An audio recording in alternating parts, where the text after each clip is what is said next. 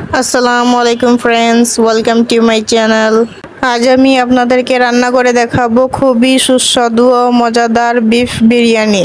বাসায় তৈরি এই বিফ বিরিয়ানি যে কোনো রেস্টুরেন্ট বা হোটেল থেকে বেশি সুস্বাদু ও মজাদার হয়ে থাকে। আমার ফ্যামিলিতে সবাই আমার হাতের বিরিয়ানি খুবই পছন্দ করে, তাই আমি বাইরে থেকে না এনে ঘরেই তৈরি করে নেই বিরিয়ানি। তাই ভাবলাম আজ আপনাদের সাথে এই বিফ বিরিয়ানির রেসিপিটা শেয়ার করি। তাহলে চলুন বিফ বিরিয়ানিটা কিভাবে রান্না করেছি সেই প্রসেসটা দেখে আসি। আজ আমি 1 কেজি পোলার চাউলের বিরিয়ানি রান্না করব, তাই এখানে চিনি গুঁড়া 1 কেজি পোলার চাউল নিয়ে নিয়েছি আর তার সাথে নিয়ে নিয়েছি 2 কেজি পরিমাণ গরুর গোশত। বিরিয়ানি রান্না করার জন্য 1 কেজি পোলাওয়ের সাথে 2 কেজি গরুর গোশত দিলে খুবই ভালো হয়, তাই আমি এখানে 2 কেজি পরিমাণ গরুর গোশত নিয়ে নিয়েছি। আপনারা চাইলে কম বা বেশি নিতে পারেন। বিরিয়ানি রান্না করার জন্য প্রথমে আমাদের বিরিয়ানির মশলাটা রেডি করে নিতে হবে, তাই আমি এখানে সব মশলা একসাথে নিয়ে নিয়েছি। এখানে নিয়ে নিয়েছি 2 চা চামচ পরিমাণ পোস্তদানা, তারপর নিয়ে নিয়েছি 20টা কাঠবাদাম, তারপর নিয়েছি 2 চা চামচ গোলমরিচ, তারপর নিয়ে নিয়েছি 2টা এলাচ, তারপর নিয়েছি 2টা লং, তার সাথে নিয়েছি 2টা দারচিনি, তারপর নিয়ে নিয়েছি 2 টুকরা জয়ত্রী, তার সাথে নিয়ে নিয়েছি 1 টুকরা জয়ফল। এখানে একটা জয়ফলের 1/4 ভাগ আছে। 1 কেজি চালের জন্য এতটুকুই প্রয়োজন। তারপর আমি নিয়ে নিয়েছি স্টার মশলা অর্ধেক পরিমাণ, তারপর নিয়ে নিয়েছি কাবাব চিনি 10 থেকে 12টা, তার সাথে নিয়ে নিয়েছি শাহি জিরা 1 চা চামচ পরিমাণ। এখন আমি এই মশলাগুলো সব একসাথে পাটায় বেটে নেব। আপনারা চাইলে ব্লেন্ডারে ব্লেন্ড করে নিতে পারেন, এখানে খুবই অল্প পরিমাণ তাই আমি পাটায় বেটে নিচ্ছি। মশলাগুলো পাটায় বেটে নিয়েছি, এখন আমি এর সাথে আরও কিছু মশলা অ্যাড করব।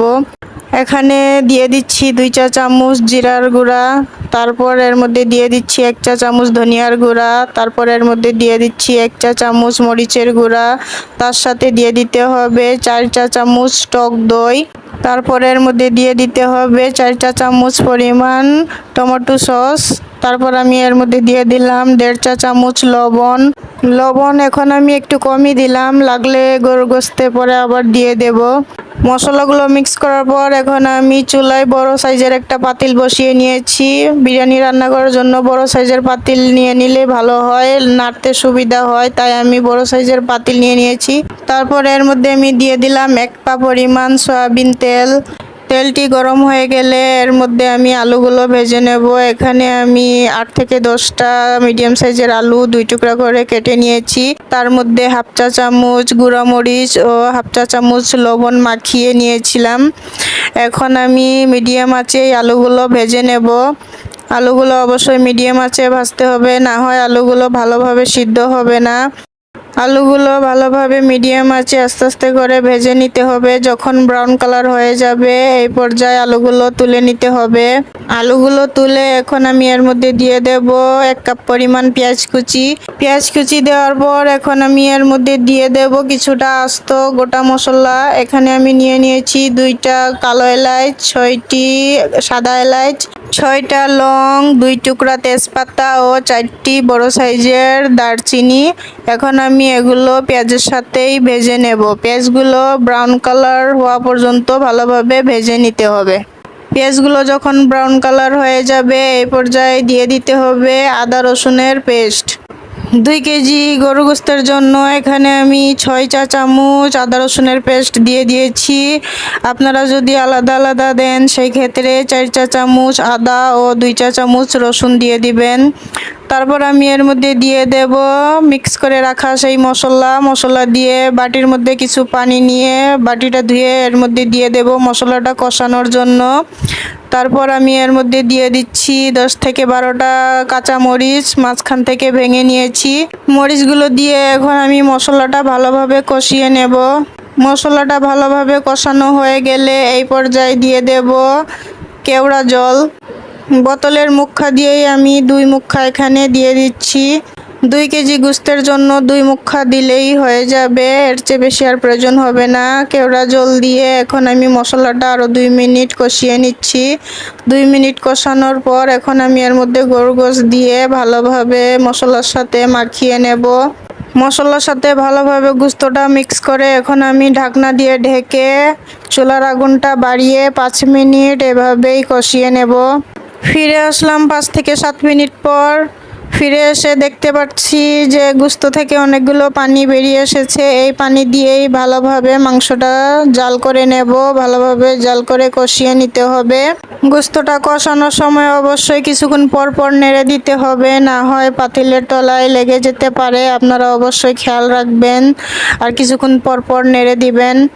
গোস্তটা ভালোভাবে কষানো হয়ে গেছে। এই পর্যায়ে এসে আপনারা অবশ্যই লবণ চেক করে নেবেন। আমার তরকারিতে লবণ কম ছিল, তাই আমি আরও হাফ চা চামচ লবণ দিয়ে দিলাম। 2 কেজি গরু গোস্তের জন্য 2 চা চামচ পরিমাণ লবণ লেগেছে। আপনারা অবশ্যই লবণটা এই পর্যায়ে চেক করে নেবেন, না হয় বিরিয়ানিতে লবণের পরিমাণ কম বেশি হয়ে যেতে পারে। গোস্তটা ভালোভাবে কষিয়ে এই পর্যায়ে দিয়ে দিতে হবে পানি। পানি দিয়ে ভালোভাবে গোস্তটা সিদ্ধ করে নিতে হবে। ফিরে আসবো সিদ্ধ হওয়ার পর। গরুর গোশত প্রায় সিদ্ধ হয়ে গেছে, তাই আমি এখন পানি মেপে নিচ্ছি পোলাওয়ের জন্য।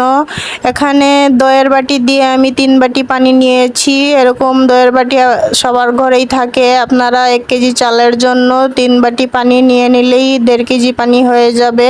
পোলাওয়ে দেবার জন্য এখন আমি গুঁড়া দুধ গুলিয়ে নেব। এখানে হাফ গ্লাস পানি দিয়ে এখন আমি 8 চা চামচ গুঁড়া দুধ দিয়ে দিচ্ছি। তারপর এর মধ্যে এখন আমি দিয়ে দেব 1 চা চামচ চিনি। চিনি দিয়ে এখন আমি এর মধ্যে দিয়ে দেব কেওড়া জল। এটার মধ্যেও 2 মুখা দিয়ে দিতে হবে। 1 কেজি পোলাওয়ের চালের জন্য 2 মুখা দিলেই হয়ে যাবে। দুধ ঘোলানো হয়ে গেছে, এখন আমি যাচ্ছি গরু গোস্ত দেখতে। গরু গোস্ত প্রায় হয়ে গেছে। এখন আমি গরু গোস্ত আরও একটু 5 মিনিট ভালোভাবে কষিয়ে নিচ্ছি। আরও 5 মিনিট ভালোভাবে কষিয়ে এখন আমি গরু গোশগুলো মশলা তেল রেখে শুধু গরু গোশগুলো তুলে নেব। গরু গোশগুলো তুলে এখন আমি এর মধ্যেই দিয়ে দেব পানি। পানি প্রথমে আমি গরম করে নিয়েছি। পানি গরম করে নিলে পোলাওয়ে তাড়াতাড়ি বলক চলে আসে, সেই কারণে পানি গরম করে নিলে ভালো হয়। এখন আমি এর মধ্যে দিয়ে দেব গোটা মশলা। এখানে আমি নিয়ে নিয়েছি 2টি লং, 2টি এলাচ, 2টি দারচিনি, 2টি তেজপাতা ও হাফ চা চামচ শাহি জিরা। তারপর এর মধ্যে আমি দিয়ে দিচ্ছি 10-12টা কাঁচামরিচ। এখানে আস্ত কাঁচামরিচ দিয়েছি। এখন আমি দিয়ে দিলাম তার মধ্যে রেডি করে রাখা সেই গুঁড়া দুধ। দুধ দেওয়ার পর এর মধ্যে আমি দিয়ে দিয়েছিলাম 2 চা চামচ লবণ। 1 কেজি পোলাওয়ের চাউলের জন্য 2 চা চামচ লবণ দিলেই পারফেক্ট, এর চেয়ে বেশি প্রয়োজন হয় না। লবণ দেওয়ার সিন আপনাদের দেখাতে পারলাম না, কারণ লবণ দেওয়ার সময় ক্যামেরাটা অন করতে ভুলে গিয়েছিলাম। আপনারা অবশ্যই এই পর্যায়ে 2 চা চামচ লবণ দিয়ে দিবেন। লবণ দিয়ে তারপর এর মধ্যে দিয়ে দিলাম পোলাওয়ের চাউল। পোলাওয়ের চাউল 5 মিনিট আগেই ধুয়ে ঝরিয়ে রেখেছিলাম। এখন আমি এর মধ্যে দিয়ে দেব হাফ চা চামচ টেস্টি সল্ট। টেস্টি সল্ট দিয়ে এখন আমি দিয়ে দিচ্ছি তার মধ্যে ভেজে রাখা আলু। আলু দিয়ে এখন আমি ঢেকে রেখে দেব 5 মিনিটের জন্য। ফিরে আসবো 5 মিনিট পর। চুলার আগুনটা কিন্তু হাই হিটে থাকতে হবে। হাই হিটে 5 মিনিট ভালোভাবে চালগুলো বলক আসার পর এখন আমি চালগুলো ভালোভাবে নেড়ে দিচ্ছি। নেড়ে এখন আমি চুলার আগুনটা একেবারে লো করে দেব। যখন দেখবেন পানি পোলাওয়ের চাউলের সমান সমান চলে এসেছে, এই পর্যায়ে কিন্তু চুলার আগুনটা একেবারে লো করে দিতে হবে। তারপর এর মধ্যে দিয়ে দিতে হবে রান্না করে রাখা গরু গোশত। রান্না করে রাখা গরু গোশত দিয়ে এখন আমি এটাকে ভালোভাবে মিক্স করে নিচ্ছি চালের সাথে। চালের সাথে গোস্তটা ভালোভাবে মিক্স করে এখন আমি চুলার মধ্যে একটা তাওয়া বা এরকম সিলভারের প্লেট দিয়ে দেব। আপনারা অবশ্যই চুলার উপরে তাওয়া বা একটা সিলভারের প্লেট দিয়ে তারপর পাতিল বসাবেন, না হয় পাতিলের তলায় চাউলগুলো লেগে যেতে পারে। এখন আমি পাতিলের উপরে একটা ভারী কিছু দিয়ে রেখে দিচ্ছি 5 মিনিটের জন্য। ফিরে আসলাম 5 মিনিট পর। 5 মিনিট পর অবশ্যই চালগুলো ভালোভাবে নেড়ে দিতে হবে। নিচের চালগুলো উপরে, উপরের চালগুলো নিচে করে নিতে হবে, না হয় এক পাশে সিদ্ধ হবে আর আরেক পাশে কাঁচা থেকে যাবে। ভালোভাবে নেড়ে চেড়ে আমি আবারও ঢেকে রেখে দেব 5 মিনিটের জন্য। ফিরে আসলাম আবারও 5 থেকে 7 মিনিট পর। ফিরে এসে আবারও ভালোভাবে নেড়ে নিতে হবে চালগুলো। নিচের চালগুলো উপরে, উপরের চালগুলো নিচে করে ভালোভাবে নেড়ে নিতে হবে। ভালোভাবে নেড়ে এখন আমি আবারও ঢেকে রেখে দিচ্ছি 10 মিনিটের জন্য। ফিরে আসলাম 10 থেকে 12 মিনিট পর। আবারও ভালোভাবে নেড়ে চেড়ে নিতে হবে। ভালোভাবে নেড়ে চেড়ে আবারও আমি ঢেকে রেখে দেব আরও 10 থেকে 12 মিনিটের জন্য। ফিরে আসলাম আরও 10 থেকে 12 মিনিট পর। প্রায় 30 থেকে 40 মিনিট আমি দমে রেখেছি। 30 থেকে 40 মিনিট দমে রাখলেই হয়ে যাবে খুবই সুস্বাদু ও মজাদার বিরিয়ানি রেডি। আপনারা অবশ্যই বাসায় ট্রাই করে আমাকে কমেন্টে জানাতে ভুলবেন না। ভিডিওটি ভালো লাগলে লাইক অ্যান্ড শেয়ার করে দিবেন। আর নতুন নতুন ভিডিও পেতে আমার চ্যানেলটি সাবস্ক্রাইব করে পাশে থাকুন। আল্লাহ হাফিজ।